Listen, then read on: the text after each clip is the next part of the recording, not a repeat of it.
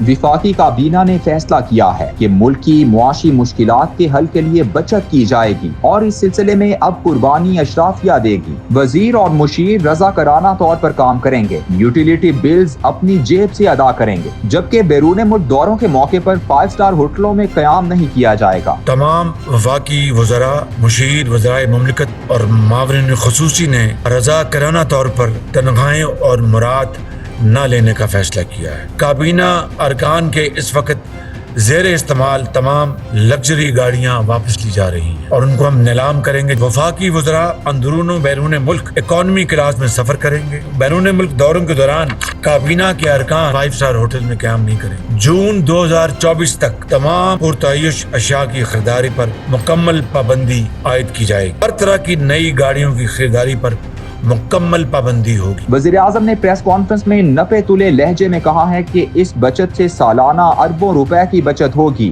उनकी ये नवीद अपनी जगह, लेकिन आम आदमी ये सवाल कर रहा है कि इसमें आम आदमी के लिए क्या रिलीफ है या फिर उसका बोझ कैसे कम होगा। वो ये भी पूछता है कि आवाम के खून पसीने पर पलने वाली ब्यूरोक्रेसी से कितनी मुराद वापस ली जाएंगी। क्या आज से पहले जिन्हें एक से ज्यादा प्लॉट अलॉट किए गए थे उससे ये प्लॉट वापस लिए जाएंगे या उनकी कीमत वसूल की जाएगी। अगर ऐसा नहीं होगा तो आम आदमी से हमदर्दी के नाम पर ये नया ड्रामा बयानबाजी से ज्यादा कुछ भी नहीं।